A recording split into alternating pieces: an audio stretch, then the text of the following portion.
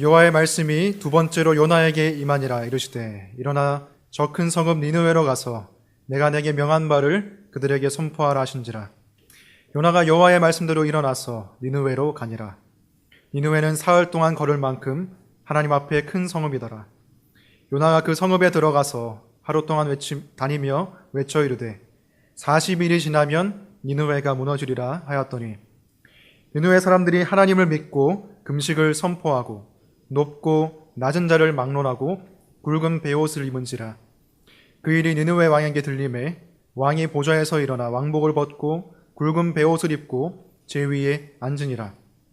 왕과 그의 대신들이 조서를 내려 니느웨에 선포하여 이르되 사람이나 짐승이나 소떼나 양떼나 아무것도 입에 대지 말지니 곧 먹지도 말 것이요 물도 마시지 말 것이며 사람이든지 짐승이든지 다 굵은 베옷을 입을 것이요 힘써 하나님께 부르짖을 것이며 각기 악한 길과 손으로 행한 강포에서 떠날 것이라. 하나님이 뜻을 돌이키시고 그 진노를 그치사 우리가 멸망하지 않게 하시리라. 그렇지 않을 줄을 누가 알겠느냐 한지라. 하나님이 그들이 행한 것 곧 그 악한 길에서 돌이켜 떠난 것을 보시고 하나님이 뜻을 돌이키사 그들에게 내리리라고 말씀하신 재앙을 내리지 아니하시니라. 아멘. 자리에 앉으시기 바랍니다. 기도하겠습니다.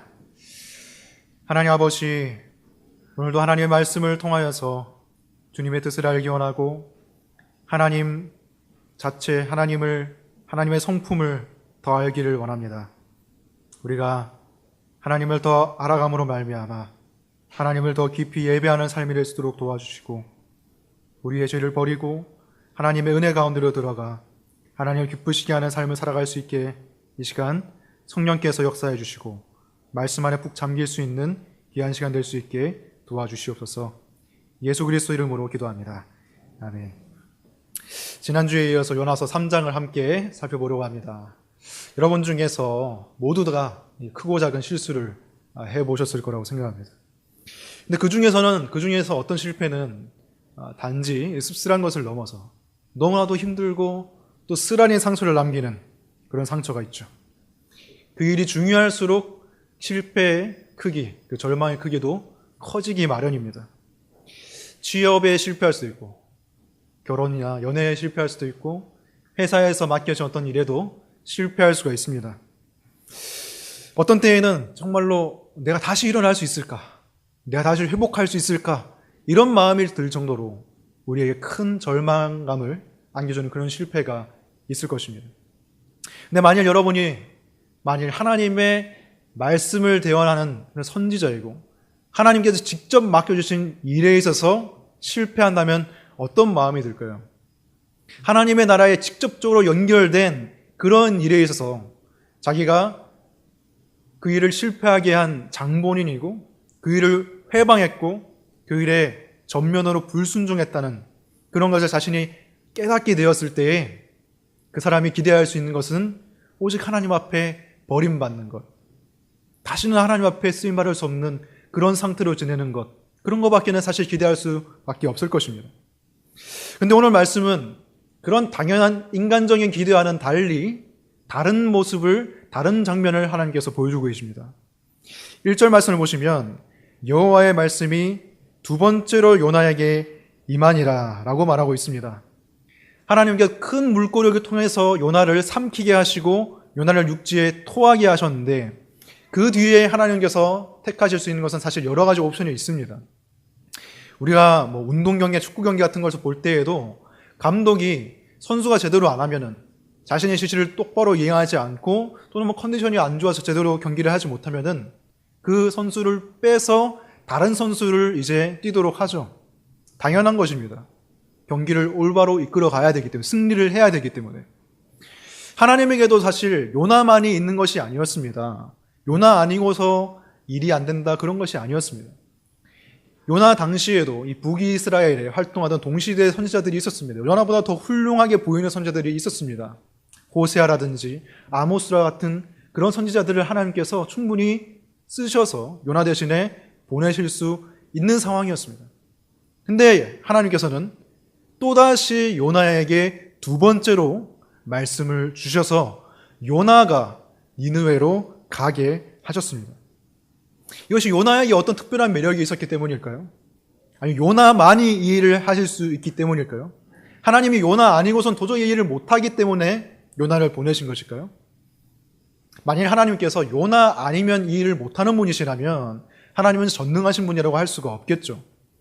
하나님은 어떤 다른 것을 필요로 하시는 분이 아니라 스스로 완전하신 분이고 단독적으로도 어떤 일이든지 하실 수 있는 분이 바로 하나님이십니다. 근데 하나님께서 뭐가 아쉬워서 요나를 보내셨을까요? 하나님께서는 하나님 스스로 모든 것을 하실 수 있는 분에도 불구하고 항상 사람을 통해서 일하십니다. 그것은 하나님께서 그 사람을 필요로 하시기 때문이 아니라 바로 그 사람이 하나님의 일, 그리고 하나님을 필요로 하는 자이기 때문에 하나님께서 사람을 쓰셔서 그 사람을 통해서 하나님의 나라를 이루어 가신다는 것입니다. 예를 들어서 한 아버지와 초등학생 정도 되는 아이가 있다고 생각해 봅시다. 아버지가 이케아에서 가구를 샀습니다. 이케아 가구는 직접 조립을 해야 되죠. 근데 아버지 혼자서 다 할 수 있습니다. 그리고 아버지 혼자 사는 게 훨씬 더 편하고 효율적이에요. 근데 아버지의 마음은 아이와 함께 이 일을 하고 싶은 것입니다. 왜냐하면 이 아이가 이 일을 통하여서 뭔가를 배우기를 원하기 때문이죠. 함께 뭔가를 만들어가고 자신이 뭔가를 이루었고 성취했다는 것을 그 아이가 배우기를 원해서 아버지가 굳이 그 아이와 함께 하는 거예요.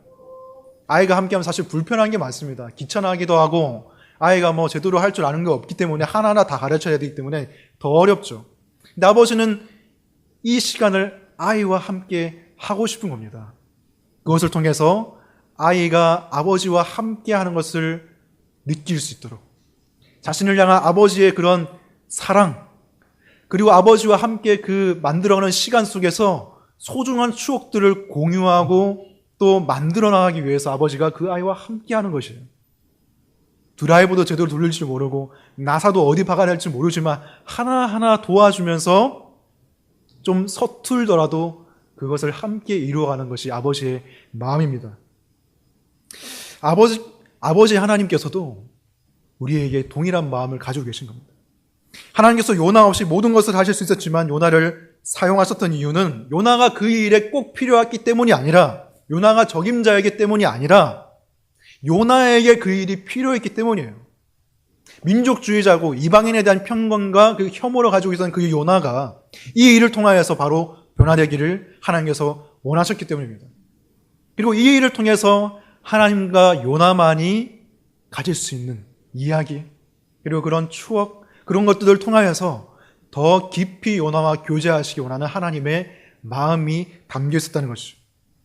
이것이 하나님께서 인간을 그리고 우리를 사용하시기를 원하시는 이유입니다. 심지어 하나님께서는 자신의 명령을 정면으로 거역했던 요나를 들어서 쓰셨습니다. 기준 미달의 선지자였지만 하나님께서는 끝까지 요나를 바꾸지 않으시고 다른 사람으로 바꾸지 않으시고 요나를 사용하셨습니다. 우리도 실패할 때가 있습니다. 우리도 하나님 앞에 불순종할 수도 있고 하나님 앞에 내가 쓸모없는 존재처럼 느껴질 수도 있어서 내가 하나님의 일을 할 수 있을까? 내가 뭔가 하나님 나라의 보탬이 될 수 있을까? 생각할 수도 있지만 하나님께서는 마땅히 버림받아야 마땅한 어떤 것과 같은 그런 것을 통해서도 그런 것을 깎고 그것을 아름답게 만드셔서 훌륭한 조각상으로 만들 수 있는 그런 분이십니다.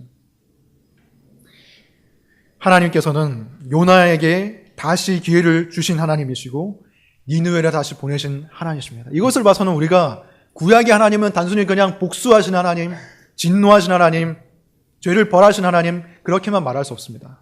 분명히 하나님께서는 다시 은혜를 베푸시고 다시 기회를 주시는 그런 하나님이십니다. 이어서 2절을 보시면 하나님께서 요나에게 명령하시죠. 일어나 저 큰 성읍 니느웨로 가서 내가 내게 명한 말을 그들에게 선포하라. 1장에서 요나에게 주신 똑같은 명령을 요나에게 다시 주시고 계신 것입니다. 이번에 이 똑같은 명령을 요나가 다시 받았을 때 요나의 반응이 어땠습니까? 이번에는 이전과 똑같지 않았습니다. 달랐습니다. 3절 말씀을 보시면 요나가 여호와의 말씀대로 일어나서 라고 되어 있습니다. 이제 요나는 이전과는 다른 모습으로 하나님께 순종하는 모습을 보이고 있습니다. 근데 여기서 이 말씀에서 우리는 하나님께서 요나에게 요구하셨던 순종의 크기와 요나가 실제로 행했던 순종의 정도, 순종의 크기가 다르다는 것을 우리가 확인할 수가 있습니다. 3절 말씀을 보면 하나님께서 니느웨 성읍의 크기에 대해서 이 성경 기자가 말하고 있는데, 이 니느웨 성읍은 사람이 사흘 동안 다니면서 말씀을 전파해야 될 정도로 하나님 앞에 큰 성읍이었다라고 기록하고 있습니다. 그런데 요나가 사흘 동안 갔다고 되어 있습니까? 그렇지 않고 요나는 하룻길 동안만 다니면서 말씀을 전파했다고 나옵니다. 그 성읍에 들어와서 하루 동안 다니면서 하나님의 말씀을 외쳤습니다. 요나가 하나님의 명령을 따라서 순종하기는 했지만 그 순종의 정도가 하나님이 원하시는 정도와는 차이가 났다는 것이죠. 이것이 요나가 고의적으로 하나님께 불순종한 것인지 아니면 자기 나름대로 힘을 써서 최대한 노력해서 했는데 이 정도밖에 된 것은 아닌지 우리가 정확히는 알 길이 없을 것입니다. 하지만 이것을 봤을 때 어쩌면 이 말씀이 우리의 모든 순종이 하나님의 절대적인 시각으로 봤을 때는, 하나님의 절대적인 수준으로 봤을 때는 어쩔 수 없이 못 미친다는 것을 말해줄 수가 있습니다. 우리는 하나님의 명령을 따르려고 발버둥치고 노력한다 할지라도 하나님이 보시기에는 하나님 보시는 절대적인 기준에 여전히 못 미치는 수준이 될 수 있다는 것이죠. 이사야 64장 6절을 보시면 무릇 우리는 다 부정한 자 같아서 우리의 의는 다 더러운 옷 같으며 라고 말하고 있습니다. 우리가 스스로 느끼기에는 의롭다고 생각하는 것, 내가 생각에는 잘했다고 생각하는 것이라고 할지라도 하나님이 봤을 때는 더러운 옷, 낡은 옷과 같이 보일 수 있다는 것이죠. 이것은 하나님께서 봤을 때, 우리가 순종하서는 보셨을 때 다 더럽게 여기고 다 쓸모없이 여기고 그렇게 보신다는 뜻이 아닙니다. 어쩔 수 없이 우리의 최선을 다했다 할지라도 거기에 우리가 타락한 상태이기 때문에 죄로 말미암아 오염되어 있고 부족한 게 있을 수밖에 없다는 것이지 하나님께서 그걸 기뻐하지 않으시고 싫어하신다는 그런 뜻은 아닙니다. 여러분, 그래서 완벽주의적인 성향을 가진 사람은 이렇게 생각할 수가 있어요. 어차피 잘하지 못할 것인데, 어차피 완벽하게 해내지 못할 것인데 해봐서야 뭐하지? 그냥 처음부터 일찌감치 포기하고 안 하는 게 낫지 않나? 그렇게 생각할 수도 있습니다. 도저히 따라잡을 수 없고 해낼 수 없는 일이기 때문에 그냥 하지 않는 것이 오히려 하나님께 도움이 되는 것이 아닐까 생각할 수도 있겠죠. 어쩌면 요나에게도 하나님께서 명령하신 그 명령이 굉장히 버겁고 부담스럽고 짐처럼 느껴질 수가 있습니다. 요나가 가장 싫어하는 그 니느웨 사람들 바로 앞에 가서 그들의 얼굴을 향해서 그들을 보면서 하나님의 메시지를 전해야 된다는 게 얼마나 어려운 일이겠습니까? 그리고 요나는 유일하게 하나님의 명령을 거역했던 선지자일 뿐만이 아니라 유일하게 이방 땅에 직접 들어가서 하나님의 메시지를 외쳐야 했던 선지자였습니다. 다른 선지자들은 이방 땅을 향해서 외치긴 했지만 이스라엘 국토 안에서, 이스라엘 국경선 안에서 그 일을 행했지 요나처럼 직접 이방 땅에 들어가서 그런 일을 행한 사람은 없습니다. 물론 다니엘 같은 경우에는 이스라엘이 멸망한 이유였기 때문에 바벨론 땅에 들어가서 그 안에서 이방 땅을 향해서 외치긴 했지만 그 이전에, 이스라엘의 멸망이 이전에 그렇게 행한 사람은 없었다는 거예요. 그래서 요나가 행해야 했던 이 일은 어쩌면 굉장히 버거운 일입니다. 거기로 바로 들어가서 그 사람들이 사는 땅에서 그것을 외쳐야 했으니까요. 혼자서. 하지만 요나가 그 일이 버거움에도 불구하고 완벽하게 행할 수 없다고 할지라도 순종을 위해서 일어났고 니느웨를 향해서 갔습니다. 그리고 하나님의 말씀을 니느웨 사람들에게 외쳤습니다. 요나가 뭐라고 그들에게 외쳤습니까? 그 선포한 내용도 굉장히 짧았습니다. 긴 내용을 선포한 것이 아니라 요나가 최선을 다했지만 짧은 내용밖에 선포하지 못했습니다. 요나가 뭐라고 외쳤습니까? 40일이 지나면 니느웨가 무너지리라. 우리말로 봐서도 딱 5개의 단어밖에 없죠. 이 짧은 말만을 계속 외치고 다녔다는 것입니다.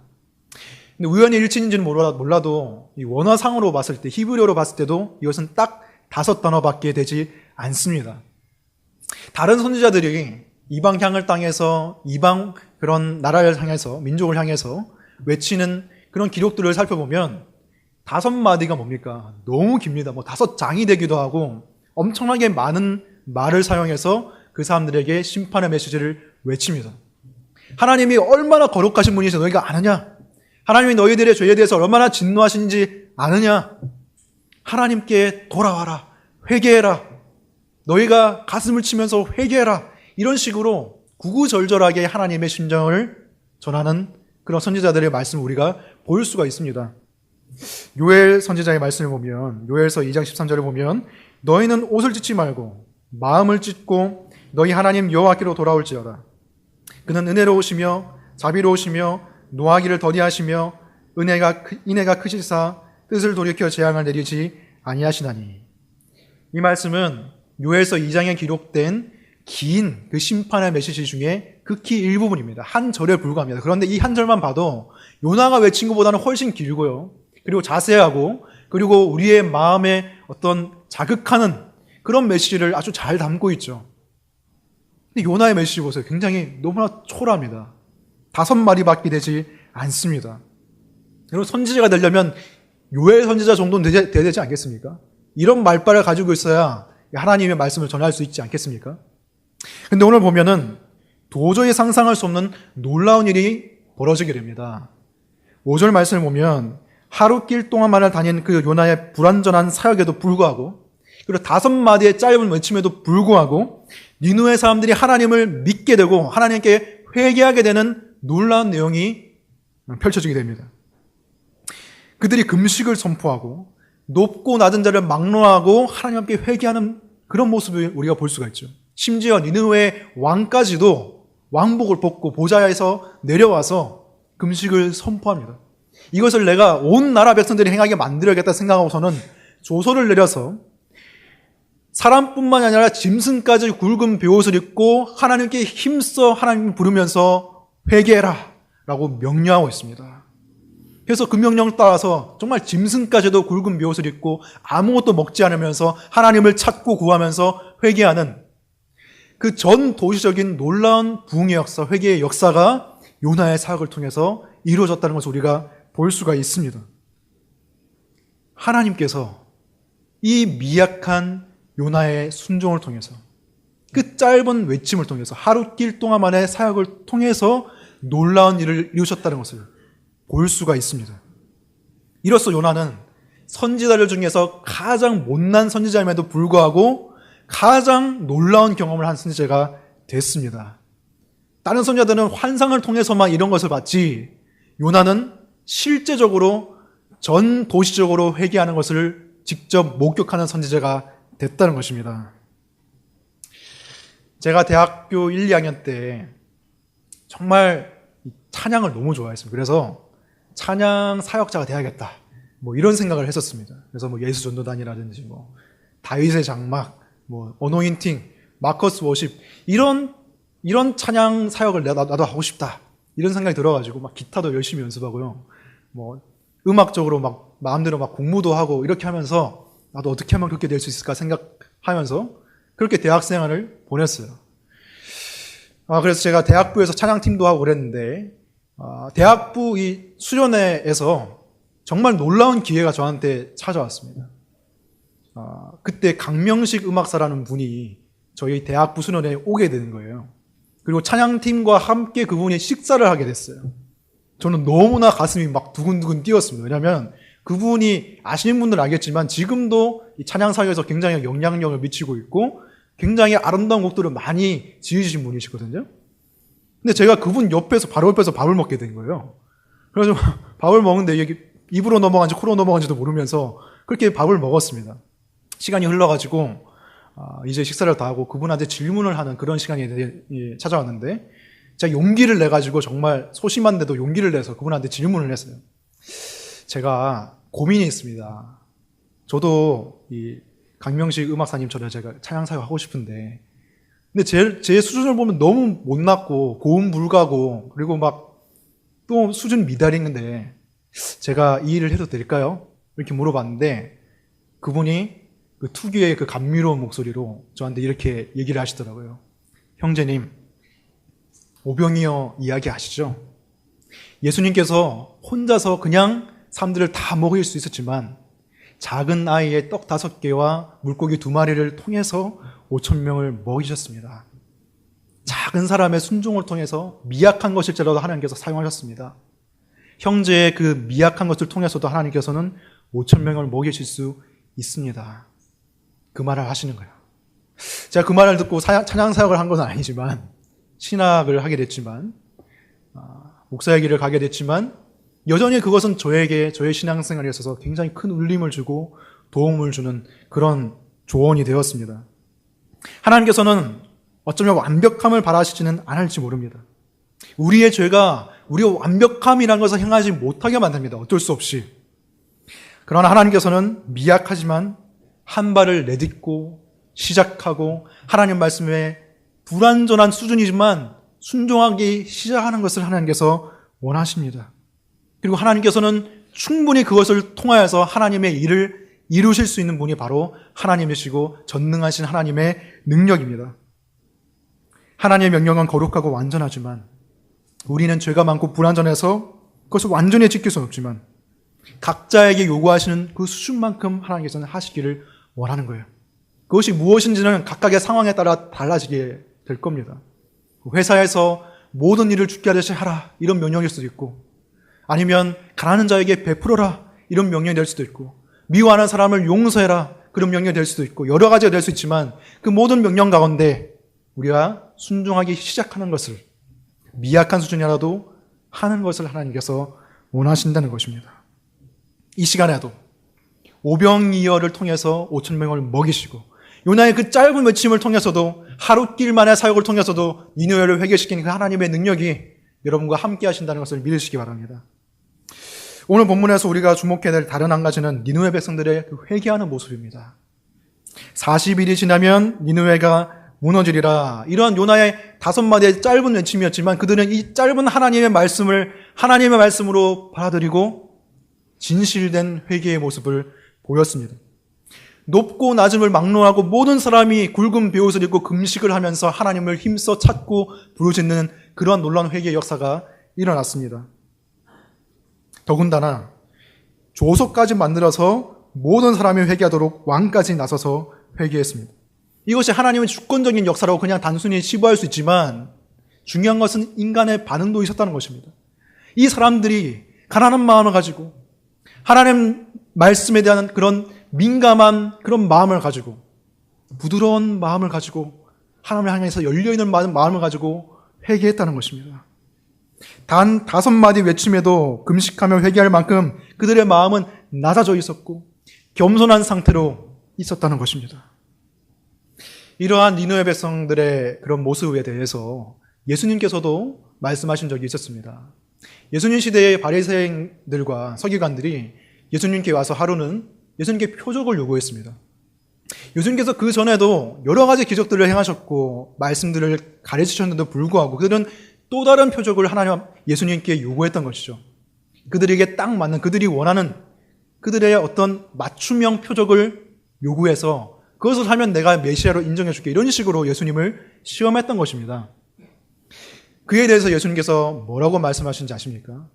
마태복음 12장 41절을 보시면 심판 때에 니느웨 사람들이 일어나 이 세대 사람들을 정죄하리니 이는 그들이 요나의 전도를 듣고 회개하였음이거니와 요나보다 더 큰 이가 여기 있으며 라고 말씀하셨습니다. 예수님께서 말씀하신 내용이 무슨 뜻입니까? 이 굳고 딱딱한 마음을 가진 믿음이 적은 바리새인과 서기관들아, 들어라. 요나 시대의 니느웨 사람들은 5마디의 하나님 말씀을 듣고도 그들의 마음이 겸비해져서 하나님 앞에 회개하고 가슴을 치고 하나님을 찾았다. 너희들은 그 수많은 기적들을 보고 바로 요나보다 더 큰 내가 와서 가르침을 전했는데도 너희 마음을 닫고 회개하지 않는구나. 니느웨 사람들이 일어나서 너희들을, 이 세대 사람들을 정죄할 것이다. 부끄러운 줄 알아라. 라고 예수님께서 말씀하시는 것입니다. 여러분, 이 예수님의 말씀은 예수님 시대의 이 바리새인과 서기관들 향해서만 적용되는 말씀은 아니라고 생각합니다. 이 시대를 바라보시기 바랍니다. 이 시대를 바라보시면 말씀이 끊임없이 쏟아지고 있고 예배가 끊임없이 드려지고 있고 수많은 찬양 집회가 드려지고 있는데도 불구하고 이러한 회개, 비슷한 수준의 회개도 일어나지 않는 것을 우리가 볼 수가 있습니다.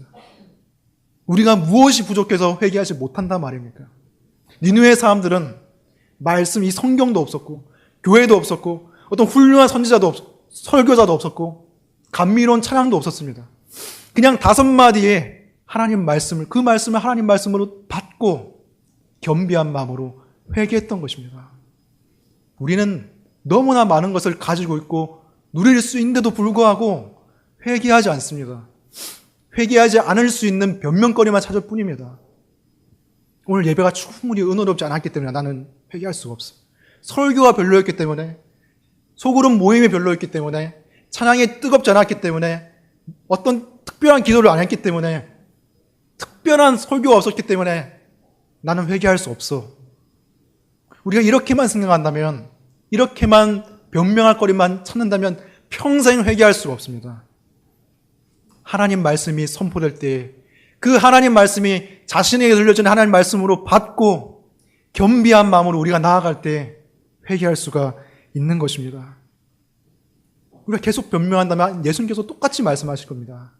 니느웨 사람들이 일어나서 이 세대 사람들을 정죄하리니.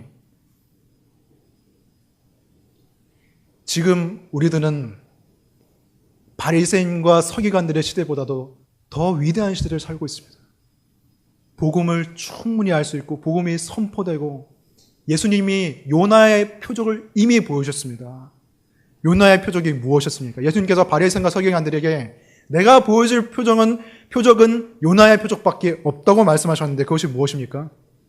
요나가 물고기 뱃속에 3일 동안 있다가 나온 것처럼 예수님도 3일간 죽으셨다가 다시 살아나실 것이다. 그것이 무엇입니까? 복음이죠. 예수님의 복음. 요나의 외침처럼 이 짧은 메시지입니다. 복음은 짧은 메시지입니다. 단순한 메시지입니다. 어떻게 보면 예수님의 죽으심과 부활. 근데 그 안에는 우리가 회개할 만큼의 충분한 깊이 있는 내용이 다 담겨 있습니다. 예수님의 십자가의 죽음을 통해서 우리는 무엇을 알 수가 있습니까? 바로 하나님의 아들을 십자가에 죽이셔야 했을 정도로 우리의 죄가 심각하고 바로 우리의 죄가 예수님을 십자가에 매달았다는 겁니다.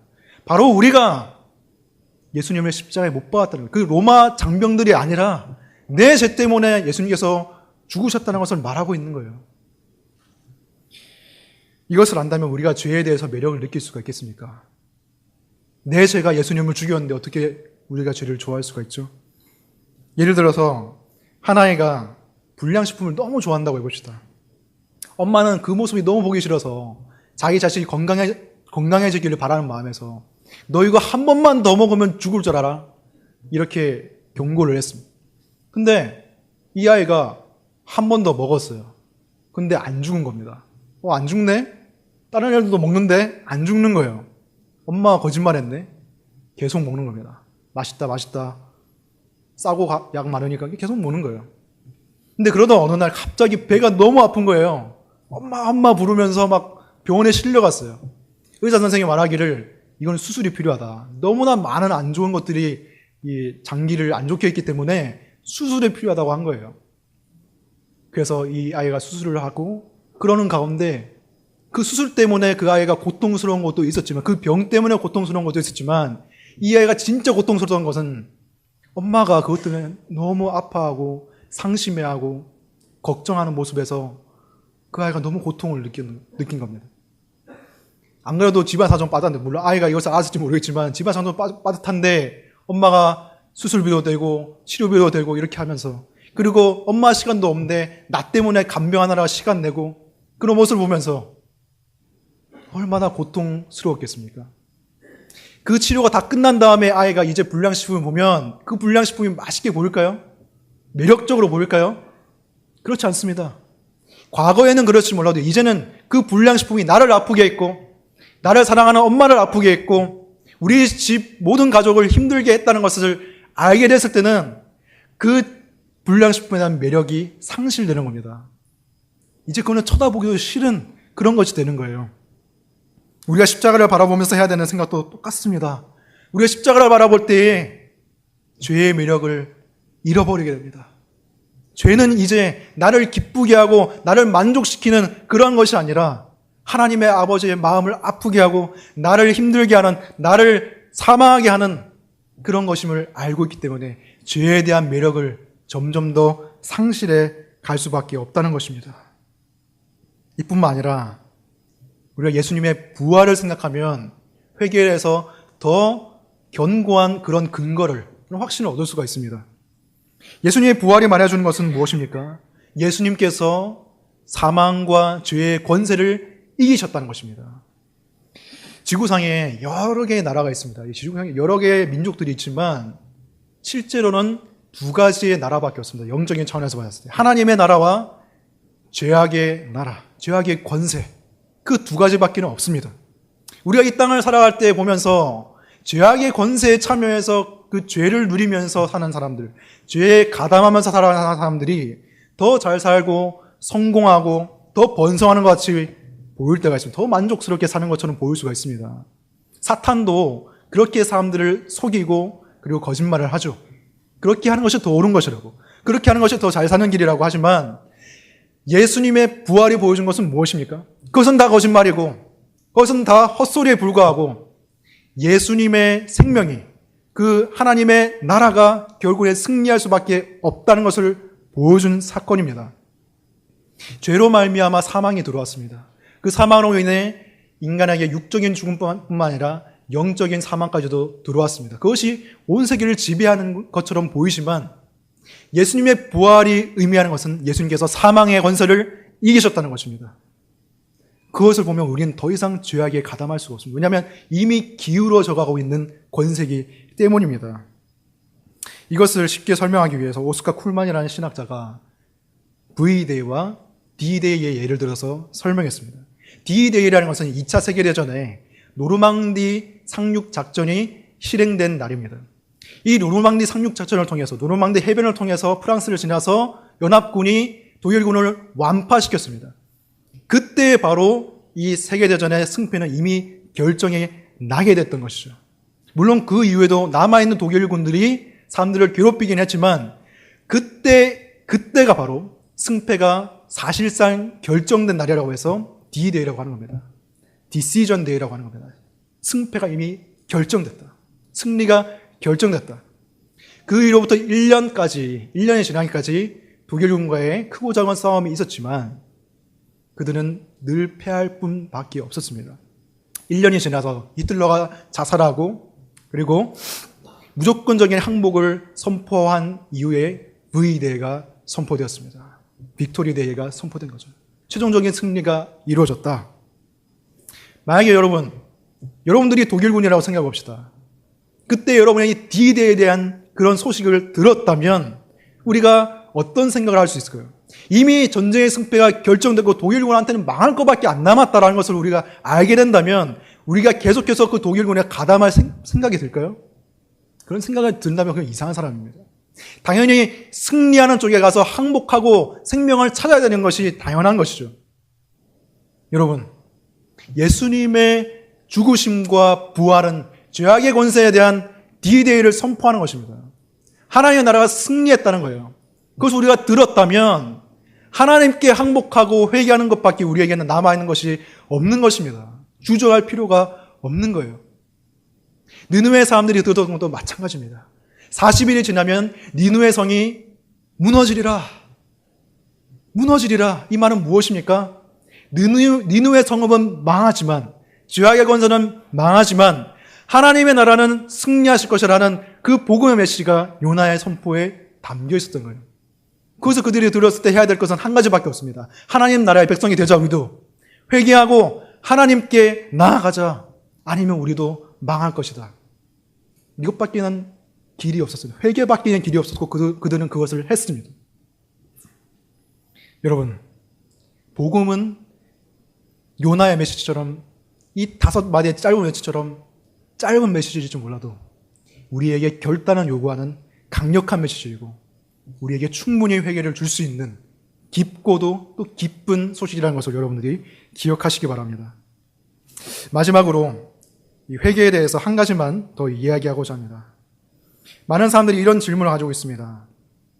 매번 나는 똑같은 죄를 저지르고 어제도 그 죄를 저지르고 회개했고 오늘도 그 죄를 저지르고 회개했고 일주일 전에도 그렇게 했고 한 달 전에도 그렇게 했는데 그리고 나는 앞으로 그렇게 할 게 뻔할 것 같은데 하나님께서 나를 받아주실까?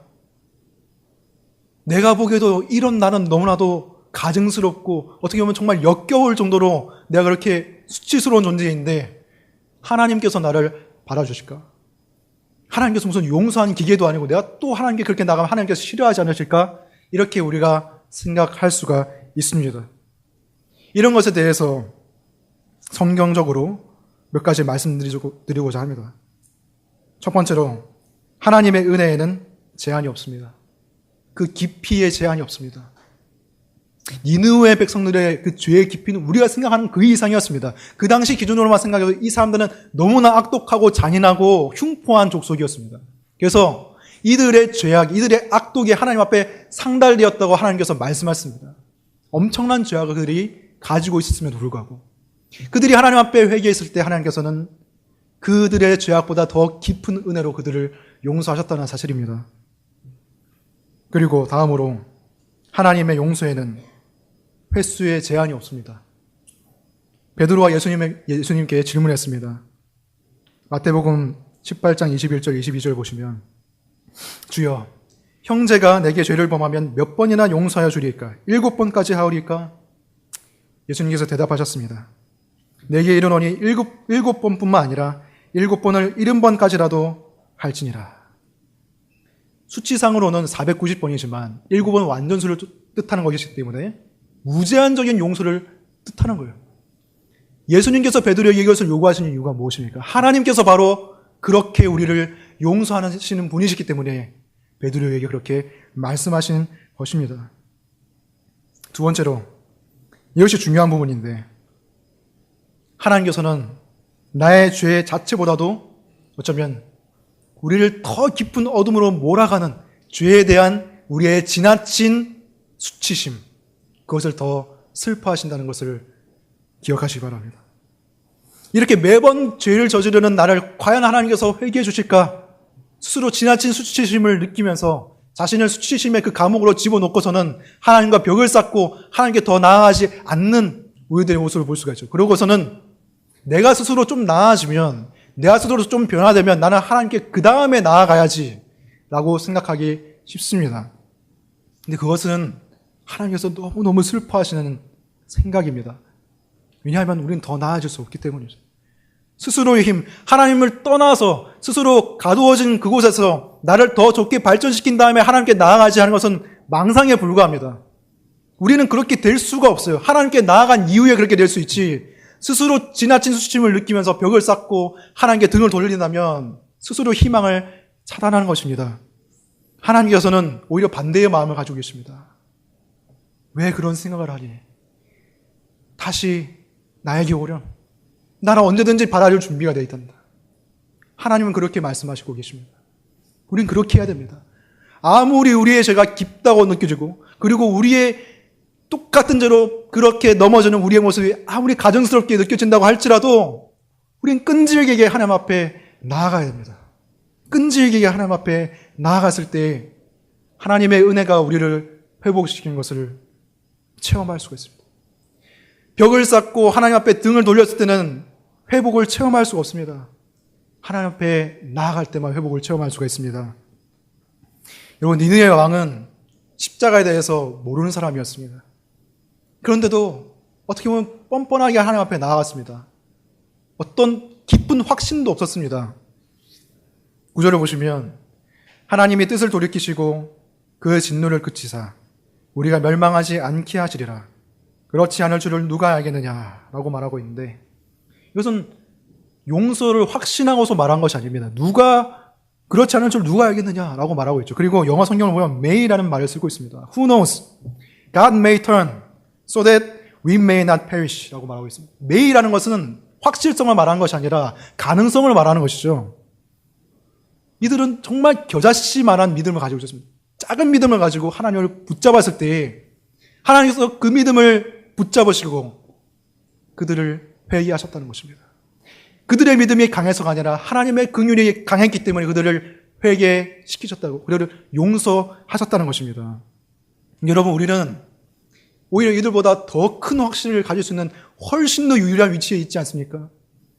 예수 그리스도의 십자가를 바라볼 때, 부활을 바라볼 때, 예수님께서 행하신 그 요나의 표적을 우리가 바라볼 때 우리는 확신할 수가 있습니다. 우리가 가기만 하면 하나님께서 바라주시고 용서하신다는 사실을 우리는 알 수가 있습니다. 가기만 하면, 나아가기만 하면 하나님께서는, 우리 아버지는 받아주실 거야 라는 그런 확신을 우리는 가질 수가 있다는 것입니다. 그 은혜 안에서 죄는 점점 더 매력을 잃어갈 것입니다. 죄가 주는 기쁨보다 나의 죄를 사하시고 나를 자녀로 불러주신 하나님의 은혜가 훨씬 더 매력적으로 보이고 그 복음이 더 아름답게 보여서 죄는 매력을 점점 상실하게 되고 죄로 달려가는 우리의 발걸음은 점점 더 더디게 되고 횟수도 줄어들고 넘어지는 주기도 길어지는 것입니다. 그게 복음의 힘이고 은혜의 힘인 것입니다. 이 복음을 붙들고 아무리 자신의 상태가 불완전하더라도 하나님께 지속적으로, 어떻게 보면 정말 끈질기게 하나님께 돌아가는 사람에게 희망이 있다는 것입니다. 오늘 요나서 3장에서 우리가 확인할 수 있는 것은 죄인을 벌하시고 처벌하시는 하나님의 모습이 아니라 그것을 덮으시고 돌이키는 자를 받아주시고 은혜를 베푸시는 하나님의 모습입니다. 실패하고 망가진 그 못난 선지자를 다시 쓰시는 하나님, 불완전한 순종을 들어서셔서 기적을 만드신 하나님, 악독하고 패역한 니느웨 백성의 그 회개를 보시고 용서하신 하나님, 그 하나님을 우리가 볼 수가 있습니다. 그리고 그보다 더 놀라운 표적을 행하신 예수 그리스도의 십자가와 부활을 통해서 우리는 하나님 앞에 나아갈 수가 있습니다. 여러분이 어떤 상태이든지, 지금 어떤 실패를 겪고 있든 간에, 얼마나 깊은 죄 가운데 혼자 씨름하고 있든지 간에 하나님께 나아가시기 바랍니다. 거기에 가서 십자가에서 부어지는 하나님의 그 은혜의 생수를 마시기 바랍니다. 그러면 우리가 회복될 것입니다. 그 놀라운 은혜와 사랑 가운데서 매일 십자가로 달려가 회개하며 하나님께 돌이키는 저와 여러분이 되시기를 주님의 이름으로 축원합니다.